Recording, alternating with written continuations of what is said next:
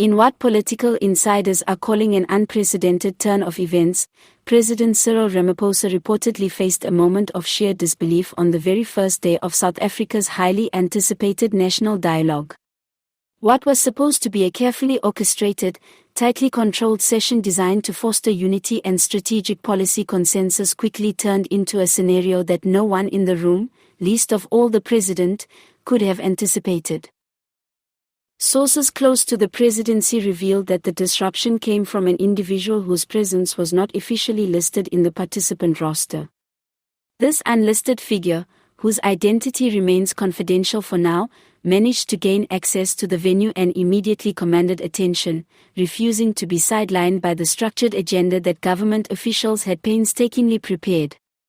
According to multiple eyewitness accounts, the person stepped forward at a key moment, challenging both the procedural flow and some of the president's statements with piercing questions that cut straight to the heart of controversial issues.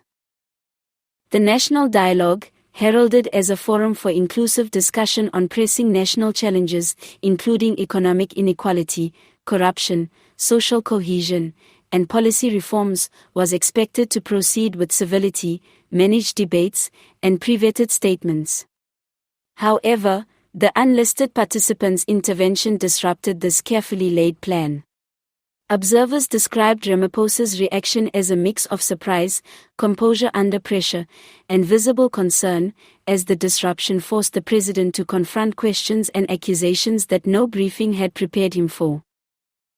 Political analysts argue that this incident highlights a growing disconnect between political leadership and certain grassroots voices. The shock isn't merely procedural, it's symbolic, noted one analyst.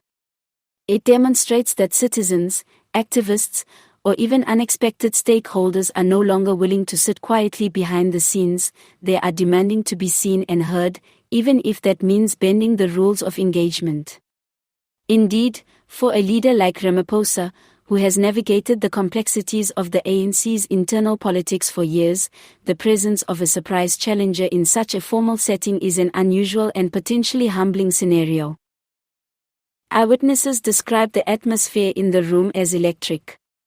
Delegates and participants reportedly exchanged startled glances as the unlisted individual articulated points that ranged from policy criticisms to demands for accountability in high-profile corruption cases. Some sources even suggest that Ramaphosa was forced to pause mid-sentence, reassess his responses, and engage in a level of improvisation that was both politically risky and intellectually demanding.